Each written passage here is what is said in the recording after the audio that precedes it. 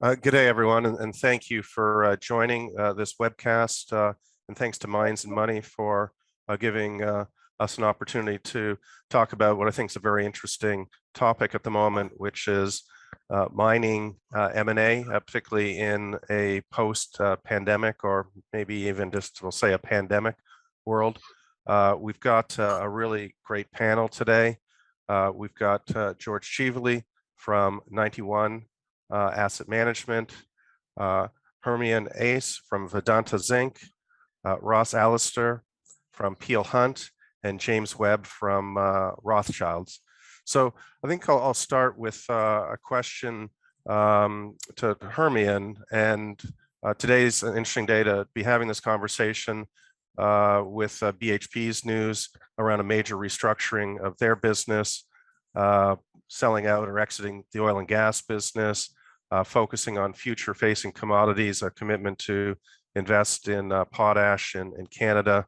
And I think a theme that we're seeing in the mining sector is a pivot towards sustainable commodities, commodities that are going to be for a new world of energy generation.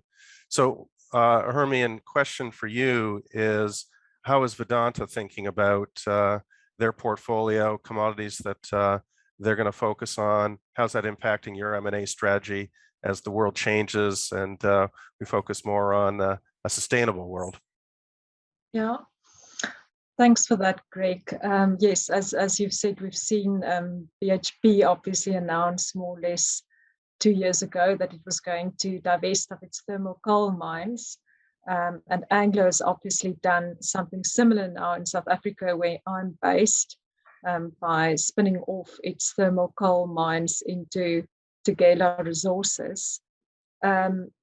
Similar sort of moves as you've described now by BHP has obviously recently been made by Sibanye-Stillwater.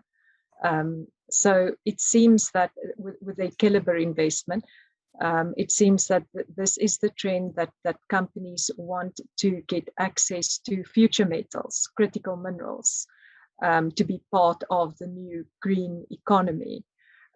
You asking what is Vedanta's plan? So in aluminium, which is considered a metal of the future, Vedanta is the largest producer in India. Worldwide, aluminium is already a game changer in the world of architecture. And if you look at the amount of aluminium that is used in building and construction, India is definitely still a market to grow. More or less 2 years ago, world consumption of aluminium in construction sat at around 24%, where China was sitting at 31% and India only at, I think, about 11%. So there is a drive with urbanization happening in India. It is predicted that more or less 40% of the Indian population will be living in cities by 2030, along with the employment opportunities that is created with that. So there is a large drive for aluminium being used in building, in construction, specifically in facades and fenestration. And Vedanta's aim is to deliver into that demand that is going to unfold over the next 10 years. Similarly, we are also planning to double up in our supply of silver, which is obviously also used in new technological developments. In steel, we are also trying to double up our capacity, and Vedanta has announced that our energy play will going forward include a large renewable energy portion. So I'll stop at that, but there's a mixture of metals that we have in our arsenal that we are going to try and lift the production over the next 10 years to specifically feed into the domestic market demand in India. Okay, now thanks for that. That's a good summary. George, from your side as an investor, how is this pivot to green energy and a more ESG compliant mining industry, how's that shaping some of your investment strategies for the sector? Yeah, I think we've obviously in the early stages, I would say, of this at the moment, in that obviously it has generated some deals in the sense of companies, and we mentioned a few there, selling off, merging higher carbon businesses in the last few years as portfolios amongst these companies are realigned for a longer term for the future. And we're only part of the way through that process because obviously we've had a lot of divestments made with people spinning out or selling off higher carbon businesses, as they would call it. But we've seen less, I would say, in the sense of companies expanding on future-facing commodities, as BHP would call them, and others. I think we will see more of that over the coming years. We've obviously seen some deals in lithium and places like that, but I think we'll see more of that as well. I think, interestingly, we're sort of at a juncture now where, as investors, the idea of just spinning out or selling off high carbon businesses is almost now, it's not clear whether that's the right thing to do. I mean, to be selling off businesses to, say, what we would call a weaker holder, a private company who maybe expands that business, is not really helping the problem. And therefore, I think companies need to be careful about just disposing of businesses, how they dispose of them, if they think that's going to get them away from the problem. And you know, we need to see them act responsibly, and just selling off a high carbon business and saying, that's fine, it's not my problem anymore. I think they need to be very careful about that. We want to see them actually, you know, we'd rather see companies responsibly run those businesses and run them down if that's what's necessary, rather than just dispose and move on. And I think a number of investors are starting to look that way at how companies are actually doing this. So I think we're at an interesting point, because I think the early days we had just people disposing, spinning out businesses. I think now it's getting more complicated, and people are really questioning whether that's exactly the right strategy. But yeah, generally we're seeing the sort of world split into companies looking to get out of carbon, or those who are going to run it and run it responsibly. Both have their merits to some extent, and it depends on the business. But clearly this has engendered some M&A, and I think will engender more M&A as people try to position portfolios and businesses, obviously, in this changing world. And do you think this switch is impacting returns? Is there a trade-off from having to move out of a carbon intensive business, which may be a very high return business, into something else which may have more challenging returns? Do you see that impacting your investment portfolio at all? Yeah, I mean, the difficulty is obviously in the resources space. You know, prices are pretty volatile for these commodities. So, you know, what works now doesn't necessarily work in 5 years' time. And you know, I think essentially, I mean, you know, the companies that do best in this make long-term decisions, make sensible decisions, and to sort of say, oh, you've got out that carbon business that's now making, you know, lots of money this year, is not really the right way to look at it. Is have you got sensible margins, sensible assets across your portfolio? So, you know, sometimes, you know, you see deals where they work immediately. You see other deals which work in 10 years' time, and some that never work, of course. So it's very difficult to judge.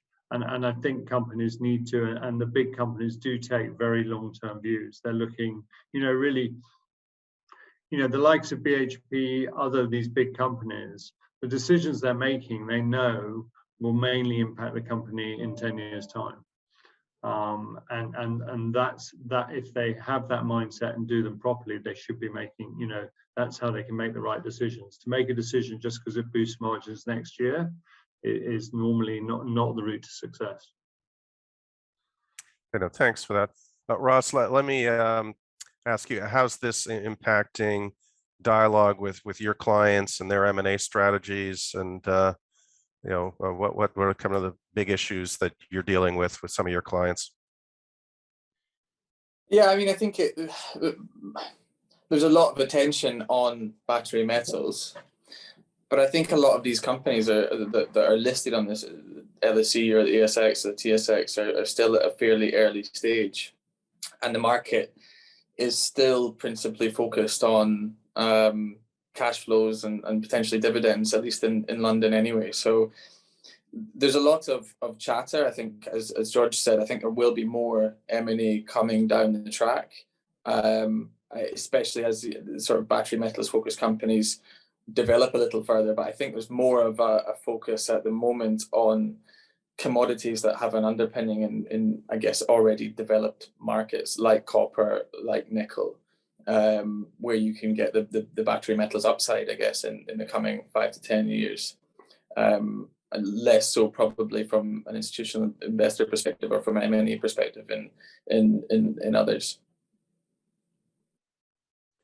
Okay, James, a question for you. And George raised this, with companies trying to decarbonize, get out of carbon-intensive businesses. A lot of things are up for sale. Thermal coal assets, metallurgical coal assets now, things that are less attractive from a long-term investment perspective potentially. How do you sort of see those assets trading? Are there buyers out there, or is there kind of a natural buyer base that can manage them, do the right thing, and generate some good returns? Well, I think it's a question that we're asking ourselves regularly, as to who's actually going to buy these high carbon assets. And actually there was an announcement this morning which may have snuck under the radar about Sumitomo selling its stake in Rothschild to Glencore. It's sort of, Glencore obviously just done the deal in Colombia with its partners there, so they clearly have an appetite to take on high carbon assets, at least for the time being. And I think, to George's point, have taken a view that they are better at managing these assets than perhaps flipping them to some other group, private group perhaps, which is out of the public limelight.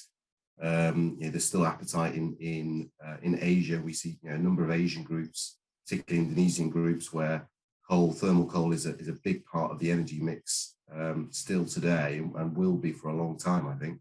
That there's good interest out of those pockets of capital for investing in thermal coal. Met coal is a more difficult area, because obviously it goes into steel production, but coal is coal in the eyes of a lot of investors, perhaps less sophisticated than George and other sort of sector focused investors. But coal is coal, and ultimately, and the steel industry is fast sort of moving away from its reliance on, or trying to move away from its reliance on coke.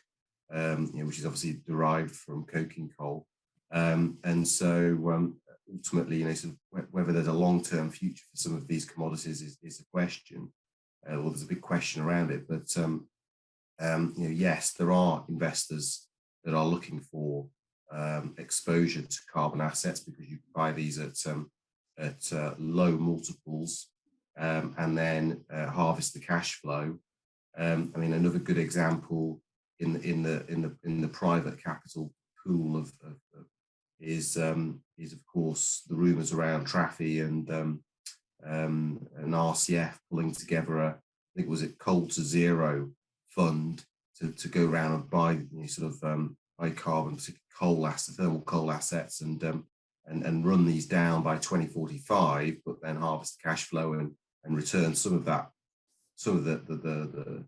the cash to local communities to help them develop alternatives to reliance on thermal coal and the employment that thermal coal brings. So in a nutshell, yes, we are seeing some appetite. It's in particular, it's out of particular pockets. It's not easy to find, but ultimately there's money to be made, and certainly a lot of cash at these thermal coal prices in particular.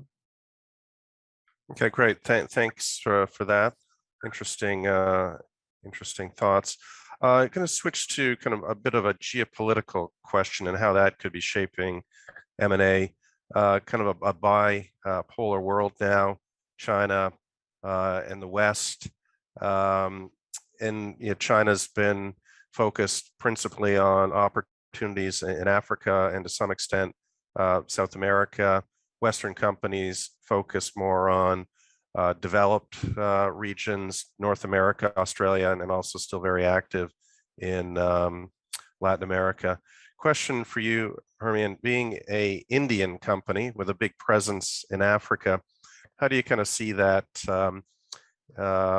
competition between China and Western companies, and how does that play for Vedanta? Does that give you an advantage in some ways because you're kind of somewhere in between, maybe you can go everywhere? Yeah, thanks for that question, Greg. So I think in a world where the US and China stand head and shoulders above the rest, the question is, where sits India? So India is not considered a weak power in that power play, but potentially also not seen as a polar power either, because its economy is about 1/5 of the size of that of China.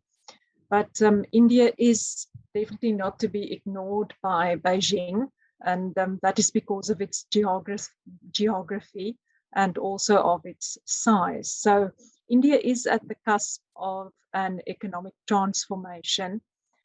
It will grow from a $2.6 trillion economy to a $5 trillion economy in the next couple of years, and it is predicted to hit a $10 trillion economy by 2030.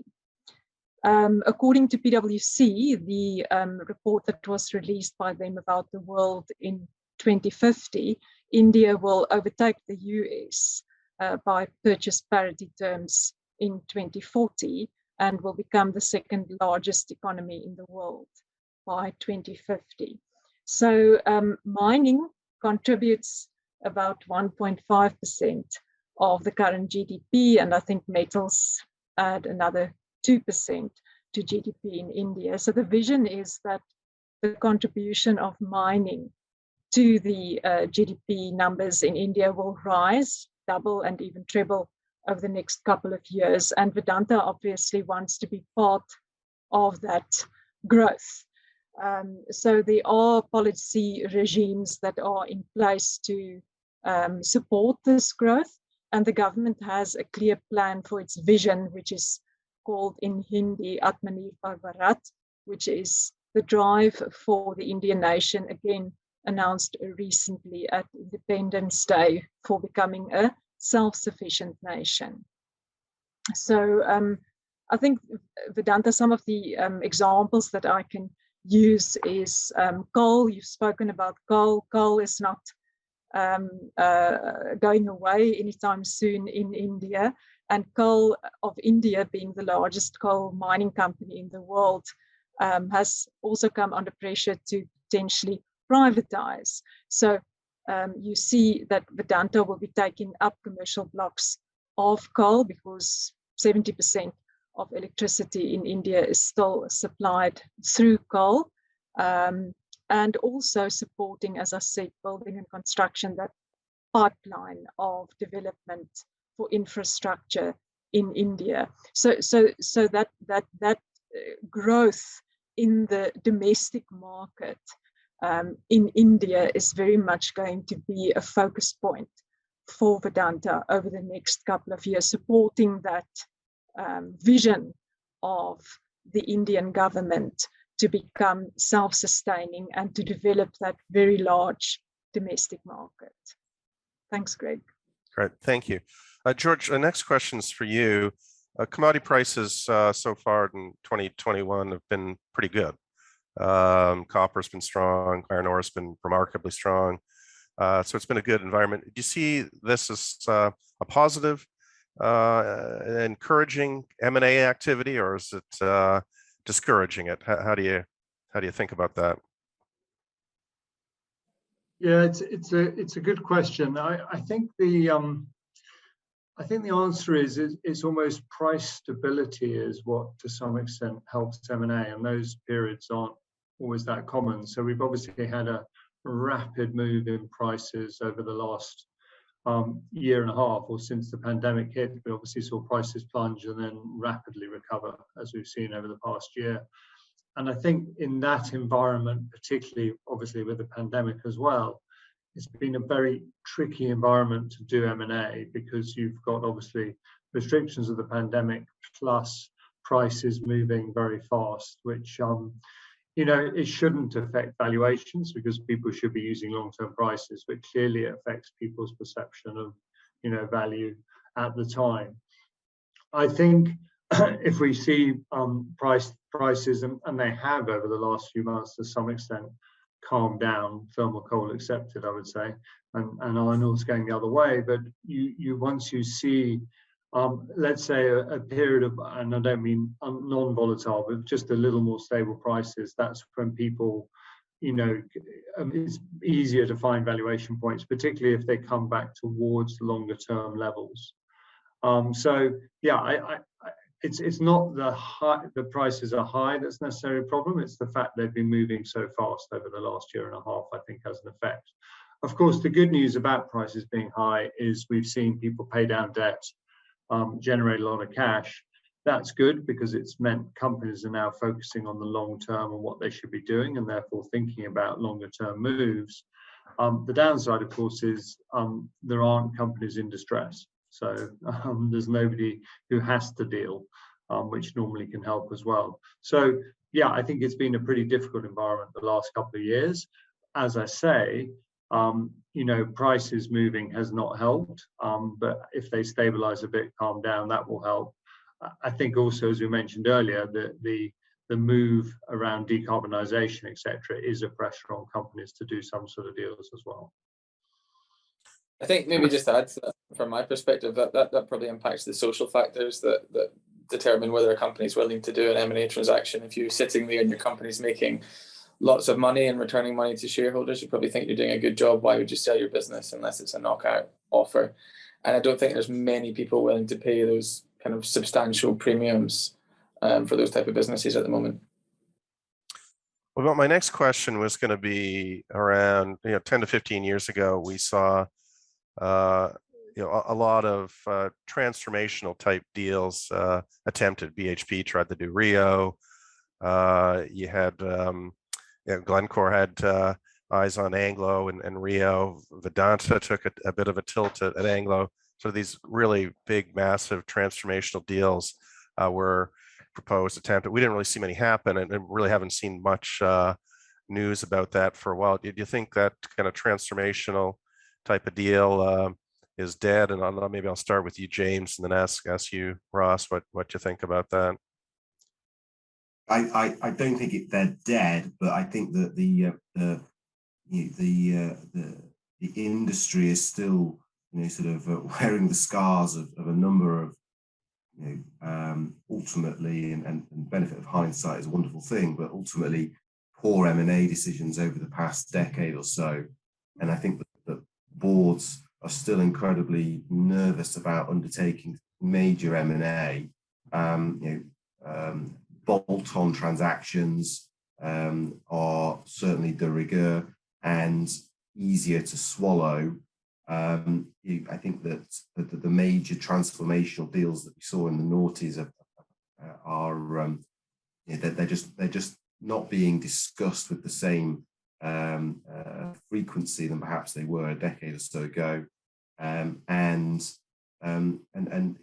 think ultimately investing corporates have been so focused on deleveraging over the last 5 years since commodity prices tumbled into the 14, 15, 16. Deleveraging, then it became a question of returns to shareholders. And now we've gone through the pandemic, coming out the other side. M&A, I think 2 years ago, there were a number of good opportunities in the M&A world in terms of where the bid-ask spread that George alluded to was perhaps narrower than it is now. But prices have run up, which means that spread has probably widened. And I think M&A at the moment, in terms of large cap M&A, the sort of as Ross mentioned, the premium that shareholders expect on top of already sort of very high share prices is going to be really difficult for management and boards to swallow.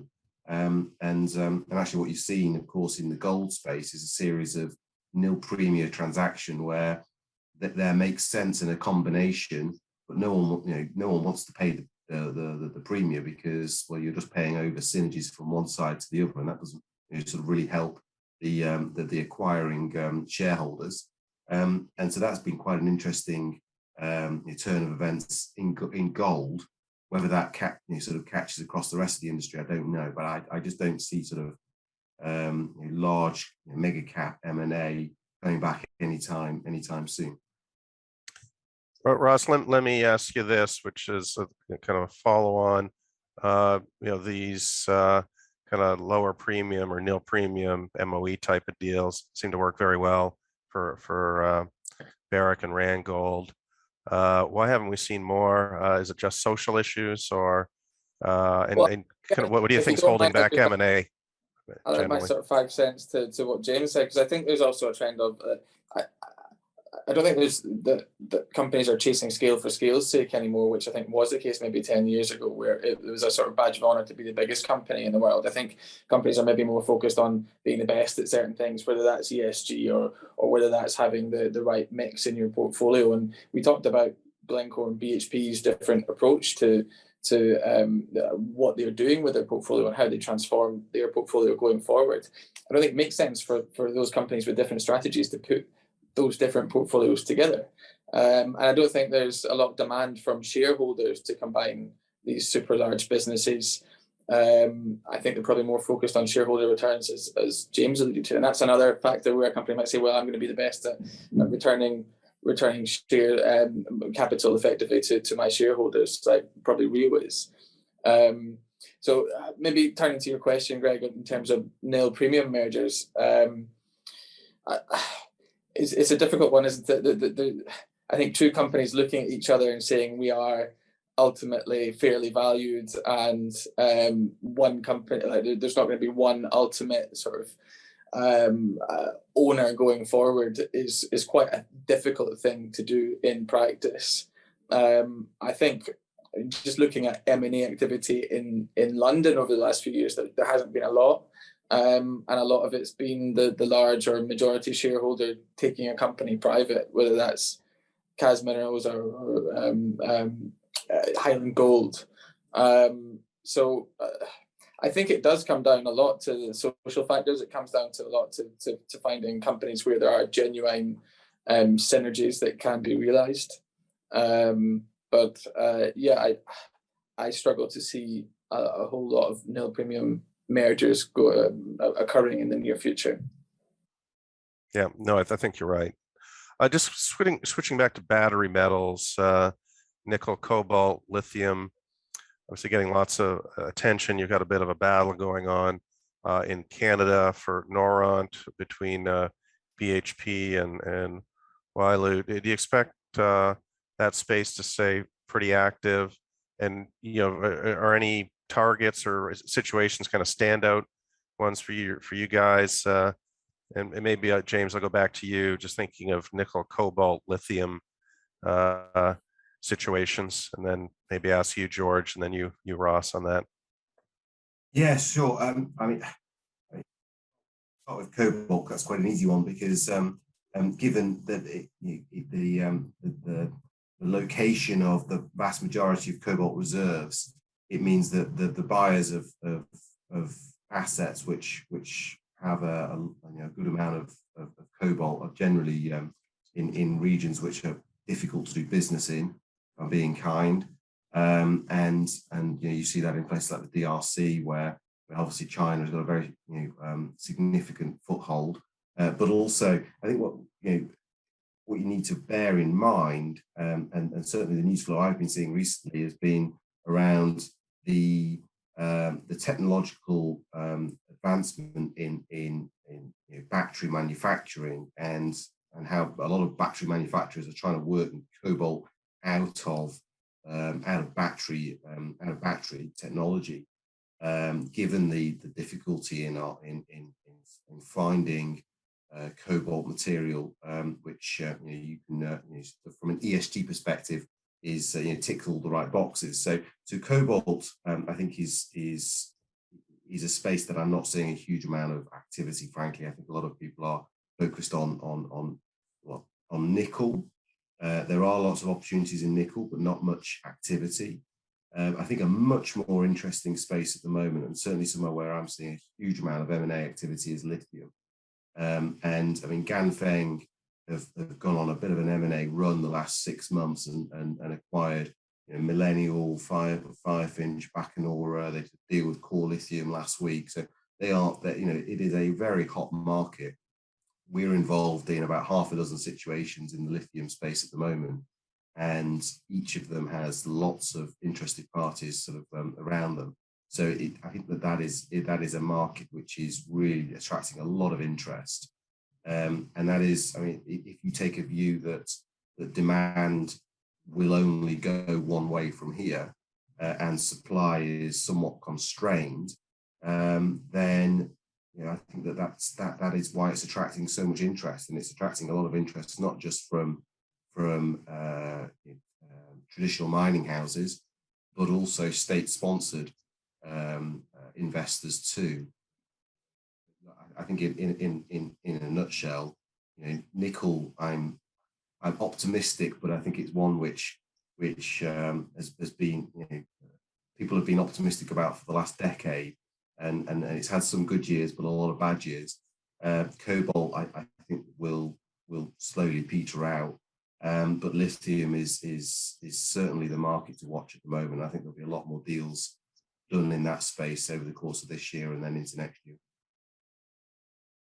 Ross, what's your thoughts on this?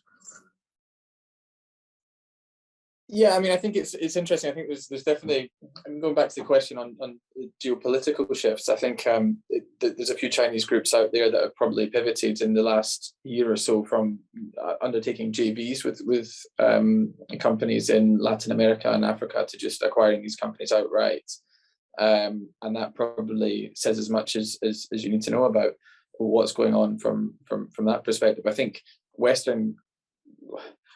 the way we undertake business is slightly different in the sense that it's probably more private equity money. We've seen a lot of SPACs for battery metals, or PE funds that are raising new money to invest in the space, but they're going to take a different approach. They're not necessarily going to buy these entities outright.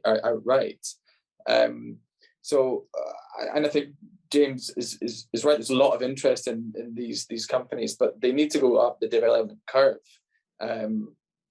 before they're kind of taken out for lower values, I think. So yeah, I would agree in terms of the commodities that are of focus. Lithium's certainly in focus, nickel's in focus, but probably has challenges in terms of the perception of what it takes to get a nickel mine into production, how long it will take to get it into production, and the potential capex that's involved. And copper is always going to be on trend, I think, for the next 5 to 10 years. But I completely agree with James in terms of the challenges for cobalt and certain other metals. I mean, we could also talk about rare earths, where there's not many rare earth mines or development projects in nice or developed jurisdictions, shall we say. And there's going to be geopolitical challenges or geopolitical tension from the east and the west to try and develop those assets or acquire those assets as well. But it's not going to be public market necessarily funding for these things. I think it's going to be either private capital from the west or acquisitive corporates or SOEs from China. Hermien, you talked about some of the metals in Vedanta's portfolio and kind of highlighting the green credentials, aluminum, obviously copper, you mentioned silver, cobalt. Is that something that's a focus for Vedanta, particularly given your presence in Africa? Yes, it will be when we settle our dispute, hopefully, with the Zambian government around Konkola. There's obviously cobalt reserves connected to that mine, and we hope to be able to exploit that in the foreseeable future. Yes, also with regards to our exploration team's activities on the continent, cobalt is definitely going to be part of the future of Vedanta. And so I would say on the African continent, we are comfortable to operate and looking to see whether there are a couple of these reserves that can be exploited in the near future. I think at the moment you do know that our focus is obviously on zinc. So the majority of the capital employment is at our zinc complex in the Northern Cape, where the Gamsberg mine is developed in phases. Yeah, and kind of how do you think of Zinc's green credentials? Yeah, well, it's obviously a major part of our metals production every year with Hindustan Zinc now, Rampura Gucha being the largest zinc producing mine in the world. So that play is definitely going to develop. I don't know if you know, but in the Northern Cape, around the Gamsberg mine complex, the South African government has actually started to develop a special economic zone because they see that as an industrialization development project for the country as a whole, with the Gamsberg mine and smelter potentially coming online being the catalyst for development in that area. Across the border, obviously, we've got our Scorpion Zinc mine and Nam Zinc refinery. So yes, definitely a big development play to creating that entire area as an industrialization node in Southern Africa, and seeing that as part, obviously, of the new green metals future in Southern Africa is very exciting. Okay, thanks. George, another question for you. When you look at M&A transactions that are announced, which ones, or what do you look for where you say, yeah, that made sense? I could see that generating a good return, for one of my portfolio companies. What do you specifically look for? And I was going to ask you, I was going to ask Ross, and I was going to ask James, kind of as our final question. What's the one M&A transaction in the mining sector you think should happen? Yeah, I mean, I can't really answer the second one because I don't want to talk specifics. I would say on the first question that you answered, it's normally very obvious very quickly when an announcement's made, whether it's a good idea or a bad idea. Normally, the best M&A deals I've seen make sense immediately. But I do encourage companies to, and they make sense because they align with the company's strategy. It's very clear why it's being done, and it's very clear, why it makes sense. What I do say to a lot of companies is I do find companies, I think, get very nervous announcing M&A. And I think we saw that 2 years ago. Companies were very gun shy because they were deleveraging. They said, right, we're doing this, we can't do any M&A at the moment. But there were some great opportunities, and companies since then have even said, actually, maybe we missed some stuff because there were some really good valuations then. And I think companies need to, at times, be a bit bolder and more confident in themselves. Because at the end of the day, I've worked with some of these companies. When you're in the companies, you generally know a lot more about yourself, clearly, but also about the market than many of us observers on the investment side and banking side. There's a lot of people in those companies who understand their markets incredibly well. And sometimes I just think they need the confidence to realize that they probably have the best view. And definitely over the last 20, 30 years, some of the best deals I've seen have initially got the worst reactions because people said, that doesn't make sense. Why have they done that? But actually, when you look at it, it makes a huge amount of sense. And it's just that the market wasn't ready for it. But very quickly, those deals come through. So I think companies just need to be confident, state why they're doing it, make it very clear what the strategy is. And if it's a good deal, that will show through very quickly. And if they can't do that, don't do the deal. You're right. Well, Ross and James, I'm gonna put you guys on the spot, and you can figure out how you want to answer. What's the one deal, Ross, you would say, should happen? No brainer. It was always years people talked about why didn't Falconbridge and Inco merge, or why didn't Barrick and Newmont merge? Is there any one out there that stands out like that to you? To be honest, I'd probably step away from the question like George did. I would want to kind of be quoted on a specific couple of companies, but I mean, I agree with the sentiment. I mean, I think there's a lot of companies now that are in a very different place to where they were 5 years ago, and they need to sort of look at themselves and think about what they're going to be. It sounds like quite a millennial thing to say, but what's their purpose? And that might be returning shares returning returns to shareholders. But I think for a lot of companies, it should be that they should be out and acquiring other businesses. So I think companies need to be more aggressive if they're in a strong position, and others need to be, I think, more open-minded to combinations. I think, as George put it, need to be bolder, frankly, because I think it would benefit the sector as a whole if there is M&A.